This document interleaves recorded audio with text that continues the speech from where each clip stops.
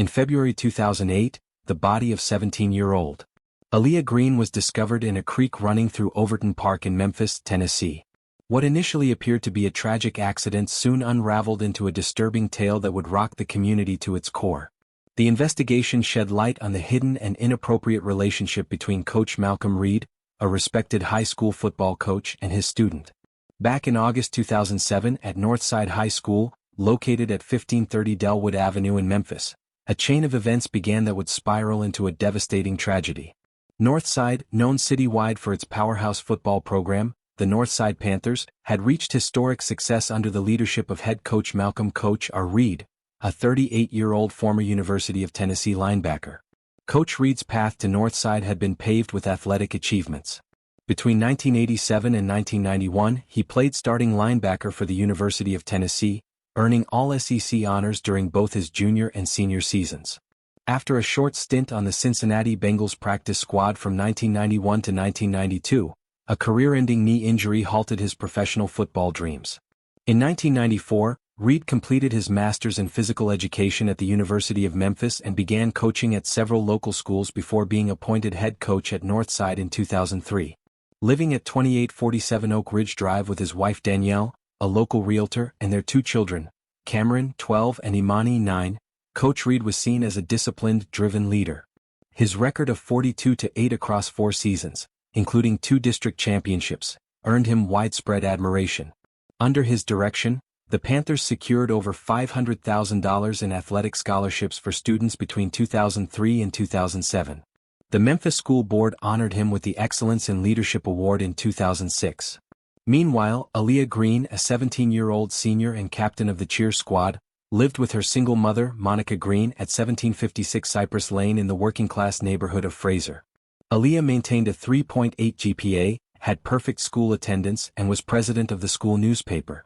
She had also been inducted into the National Honor Society. Aaliyah had recently received early admission into Tennessee State University's journalism program, backed by a partial academic scholarship.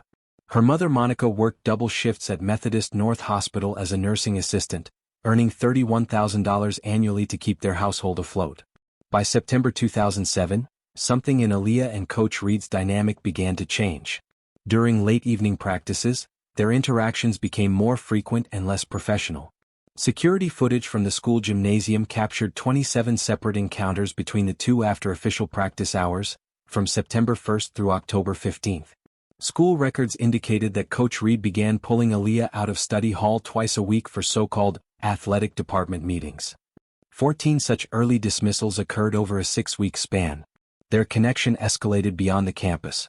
The first documented off-campus encounter happened on October 12, 2007, when surveillance cameras at the Wolfchase Galleria showed Aaliyah entering Reed's black 2006 Ford Explorer at 7:45 p.m. Staff members began noticing troubling patterns. Sandra Moore, the school guidance counselor, documented 3 sessions where Aaliyah appeared visibly upset but refused to open up.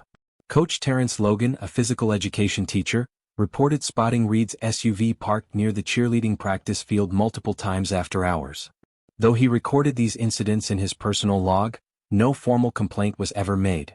DeAndre Scott, a senior wide receiver ranked 3rd in the state, had known Aaliyah since freshman year. In a statement given to investigators, DeAndre recalled that by October 2007, Aaliyah's behavior shifted dramatically. She skipped 5 weekend study sessions, stopped attending youth group meetings, and grew evasive about her whereabouts. On November 3, DeAndre confronted her outside the school cafeteria regarding rumors swirling about her and Coach Reed. Surveillance video showed Aaliyah visibly shaken, brushing him off before walking away in frustration. By late November, whispers turned to alarms. Faculty and students alike began raising concerns. Assistant Principal Ronald Baker documented 3 separate reports from students describing questionable behavior between Coach Reed and Aaliyah. Yet, no formal inquiry was launched, an oversight that would eventually lead to Baker's resignation and a complete revamp of the school's reporting system. Then, on January 15, 2008, Aaliyah entered a Walgreens at 3655 North Watkins Street in her Northside cheerleading uniform and purchased a pregnancy test. The cashier, Maria Rodriguez, later recalled Aaliyah's trembling hands and anxious demeanor. She paid in cash and avoided eye contact. The next day, medical records from the Memphis Women's Clinic confirmed the pregnancy. approximately 6 weeks along. Dr. Patrice Jenkins noted signs of emotional distress and elevated blood pressure. Under father's name, the intake form simply read, undisclosed. On January 17, security cameras captured Aaliyah entering the school athletic office at 5:45 p.m., just after basketball practice. Janitor Frederick Hayes later told investigators he overheard raised voices from the coach's office. He wrote in his maintenance log, "Heated argument in coach's office, approximate 6 p.m." Later that night, text messages from Aaliyah's phone painted a clearer picture. At 7:13 p.m. Reed sent, "This has to go away. I'll take care of the arrangements. No discussion." Aaliyah's reply, timestamped 7:15 p.m. read, "You can't decide that for me. I won't do it." Bank records revealed that the next day, January 18, Reed withdrew $1,500 in cash from his Regions Bank account on Fraser Boulevard, an amount consistent with termination procedures at local clinics. However, Aaliyah never accepted the money. Monica Green, who had recently switched to night shifts, began noting her daughter's changes in her personal journal. Between mid-January and early February, she documented Aaliyah's frequent morning sickness, erratic moods, and unusual food cravings. On January 20, Monica discovered a bottle of prenatal vitamins in Aaliyah's bathroom, purchased from the CVS pharmacy on Thomas Street. For the first time in her academic career, Aaliyah's perfect attendance began slipping. Between January 15 and February 1, she missed 3 days of school and arrived late 5 times. The school nurse noted 2 occasions where Aaliyah came in complaining of nausea and fatigue. Tiana Brooks, Aaliyah's longtime friend and fellow cheerleader, later offered pivotal testimony. During a January 22 practice, Aaliyah confided in her about the pregnancy. Tiana's personal journal, entered into evidence, detailed Aaliyah's emotional resolve to keep the baby, despite pressure from Coach Reed to terminate it. As tensions escalated, DeAndre Scott tried to help. His support, documented in heartfelt texts and surveillance footage, would later become a crucial part of the case's timeline. On January 25, 2008, school parking lot surveillance footage captured a 45-minute conversation between DeAndre Scott and Aaliyah Green. DeAndre would later testify that Aaliyah appeared physically unwell but firmly refused his repeated suggestions to involve school staff or her mother in what she was going through. At home, Coach Malcolm Reed's behavior began to unravel. His wife Danielle's credit card statements reflected a spike in alcohol purchases from local liquor stores. Their daughter Imani's therapist noted in sessions that dinner time had grown tense, with her father either absent or emotionally distant. By early February, Aaliyah had compiled a detailed digital record of her relationship with Coach Reed. Notes recovered from her iPhone by digital forensic analysts listed 23 separate encounters, including dates, times, and locations, stretching from September 2007 to January 2008. The situation reached a boiling point on February 3, when Aaliyah texted Reed an ultimatum. "Either you help me tell them or I will. I can't keep hiding this."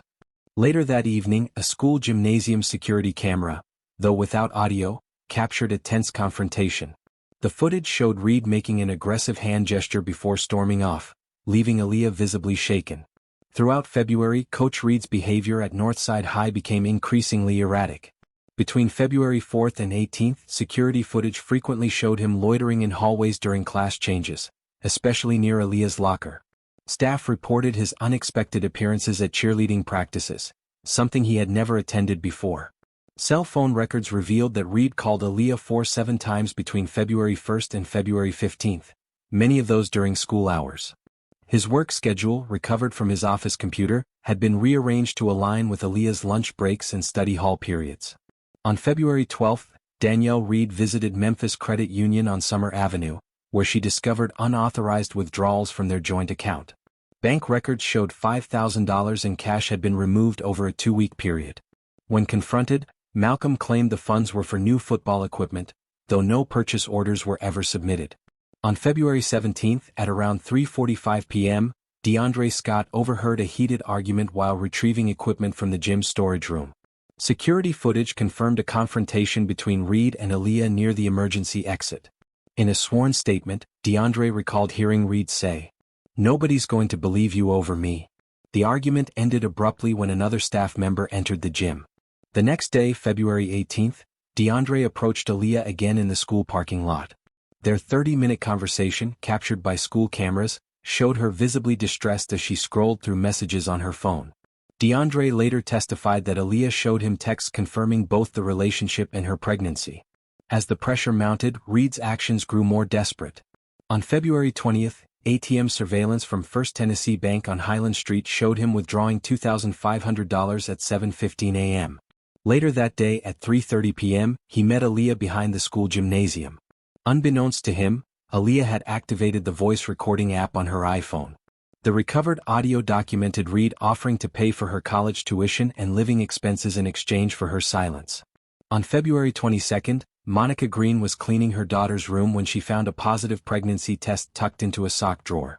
Later that evening, hospital records show Monica was treated at Methodist North's emergency room for elevated blood pressure.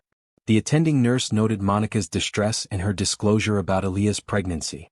The confrontation between mother and daughter erupted later that night at 11:45 p.m. Neighbors on both sides, 1754 and 1758 Cypress Lane, reported hearing loud shouting. According to police records, Monica repeatedly demanded to know the identity of the father. The argument lasted over 2 hours, ending with Monica calling Aaliyah's grandfather, James Green, at 2:15 a.m. By the next morning, February 23rd, Monica contacted Northside High School's registrar to begin the withdrawal process for Aaliyah. The call was logged at 9:30 a.m., but the paperwork was never finalized due to the chain of events that followed. After learning of Monica's discovery, Reed's paranoia worsened. Security footage showed him pacing the school parking lot, placing multiple calls from his phone. That evening at 7:45 p.m., store surveillance captured him purchasing a prepaid cell phone at Walmart on Winchester Road. By February 24th, the situation had reached a dangerous tipping point. Aaliyah attempted to call the Memphis School Board Ethics Hotline twice, but hung up both times before leaving a message. Security footage later showed Reed tailing Aaliyah's car after school on 3 consecutive days. On February 25, 2008 at 6:42 p.m., Aaliyah texted Coach Reed to arrange a meeting at Overton Park. Cell tower data placed both of their phones near the east entrance of the park by 7:15 p.m. Before leaving at 6:55 p.m., Aaliyah sent a chilling text to Tiana Brooks. Meeting Coach are at Overton Park near Rainbow Lake Bridge. If you don't hear from me by 8:30, something's wrong. Security cameras at the East Parkway entrance captured Reed's black Ford Explorer entering at 7:12 p.m. Aaliyah's silver Honda Civic arrived 3 minutes later. 2 joggers, Michael Reynolds and Sarah Cooper, later reported seeing a young woman matching Aaliyah's description walking toward Rainbow Lake around 7:20 p.m. At 7:23 p.m., Aaliyah started the voice recorder on her iPhone. Though partially damaged, the recovered audio begins with Aaliyah demanding Reed acknowledge the pregnancy and threatening to go public. Reed's voice grows increasingly agitated. The final audible line captured him saying, "You're not going to ruin everything I've worked for." Surveillance footage, though distant, showed 2 silhouettes near Rainbow Lake Bridge by 7:35 p.m. Forensic analysis of the video revealed a physical altercation beginning at 7:38 p.m. According to the medical examiner's report, Aaliyah sustained a trauma-induced blow to the left side of her face, consistent with a strike seen in the footage. Soil samples revealed signs of a struggle spanning approximately 15 square feet. DNA found under Aaliyah's fingernails matched Coach Reed, along with jacket fibers from his varsity Letterman coat. Her iPhone, later retrieved from the creek bed, showed cracked casing and impact damage, suggesting it had been slammed against a hard surface. Dr. James Martinez, the lead medical examiner, ruled Aaliyah's cause of death as manual strangulation. Petechial hemorrhaging in her eyes and distinct bruising around her neck indicated the assault lasted between 3 to 5 minutes. Her time of death was estimated between 7:45 p.m. and 8 p.m. Coach Reed's movements after the murder were traced by multiple surveillance sources. His vehicle exited Overton Park at 8:17 p.m., running a red light at Power Avenue and East Parkway. Traffic cameras clocked his Ford Explorer speeding westbound down Summer Avenue at 8:23 p.m. Home surveillance footage from 2847 Oak Ridge Drive recorded his arrival at 8:45 p.m. Motion sensors detected movement in the garage for about 20 minutes. Danielle Reed would later testify that Malcolm entered through the laundry room and immediately started a load of laundry. Water usage logs from 8:50 p.m. to 9:30 p.m. reflected unusual spikes, confirming attempts to destroy evidence had already begun. At 9:05 p.m., Tiana Brooks, concerned after receiving no replies from Aaliyah, began repeatedly calling her phone. After 20 minutes of silence, she reached out to DeAndre Scott. Cell phone records showed DeAndre made 8 calls to Aaliyah between 9:40 p.m. and 10 p.m.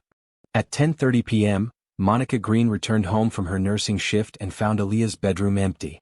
Security footage from Methodist North Hospital showed Monica leaving work early, visibly anxious after receiving no response from her daughter. By 11:15 p.m., she had filed a missing person report with the Memphis Police Department. Officer Thomas Rodriguez responded to the report and documented Monica's emotional statement, including Aaliyah's pregnancy and her recent erratic behavior. At 11:45 p.m., DeAndre called the police himself, revealing that Aaliyah had told him about a planned meeting with Coach Reed at Overton Park. By midnight, the Memphis police had launched an official search.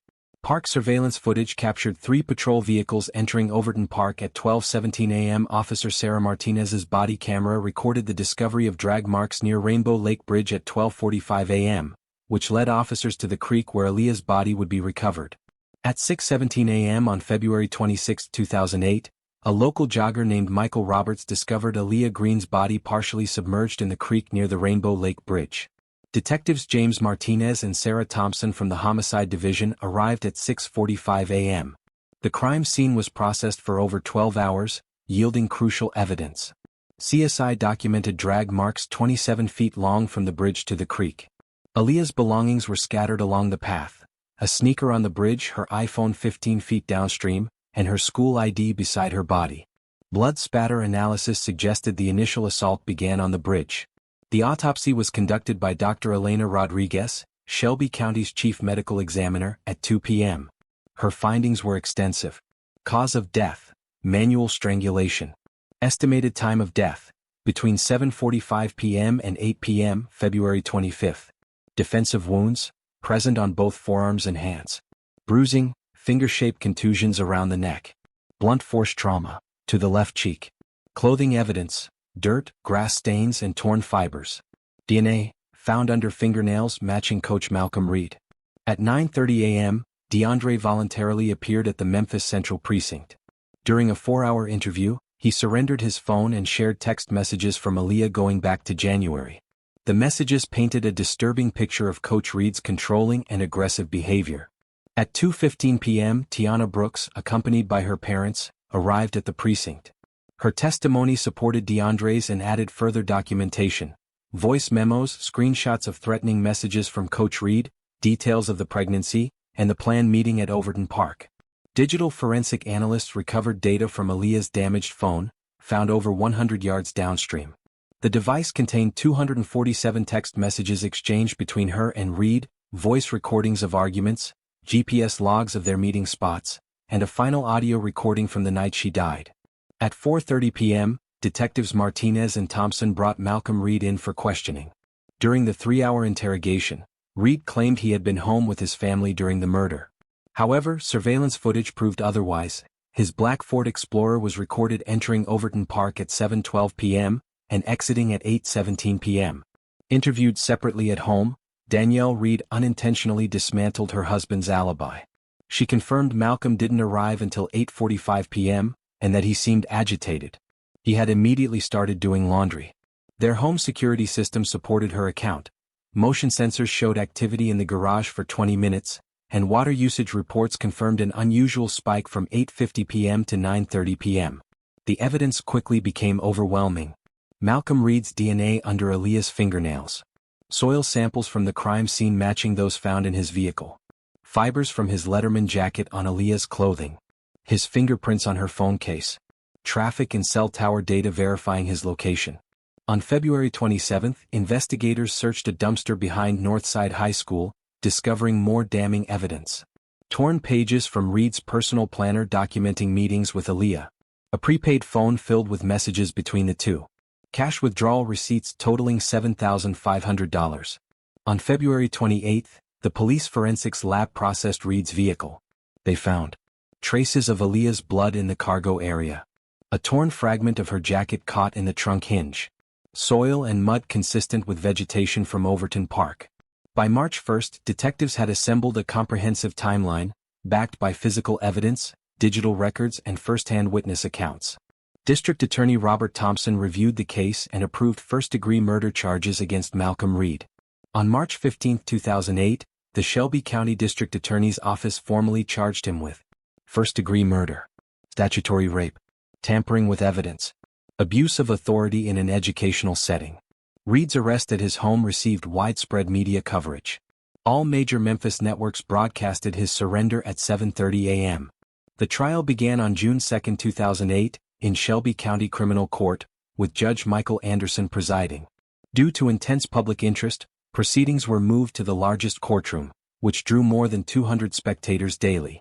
The prosecution, led by Thompson, presented 27 witnesses over 2 weeks: crime scene experts, police, school staff, students, digital analysts, and medical professionals. Key testimony came from Danielle Reed on June 5, who described her husband's behavior the night of the murder. Coming home angry, starting laundry immediately, showering for 45 minutes, and refusing to explain where he'd been.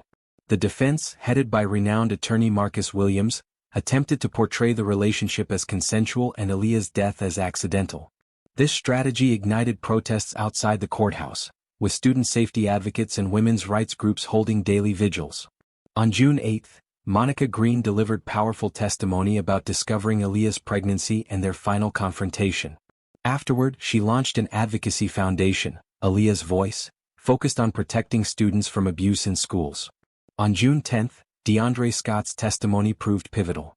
He recounted overhearing arguments, reading text messages showing Aaliyah's fear, and conversations in which she revealed her pregnancy and Reed's threats. The forensic presentation on June 12 dismantled the accident narrative. DNA, spatter analysis, surveillance footage, autopsy results, and digital records all supported a conclusion of premeditated murder. On June 20, after 6 hours of deliberation, the jury returned a guilty verdict on all counts.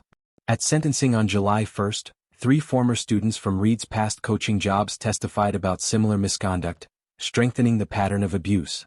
On July 2, Judge Anderson delivered Reed's sentence: life in prison for first-degree murder, 15 years for statutory rape, 5 years for evidence tampering, 5 years for abuse of authority. The sentences were ordered to run consecutively. The case prompted major institutional reforms. Northside High School suspended all athletic programs for the 2008 to 2009 academic year. Principal Thomas Anderson resigned.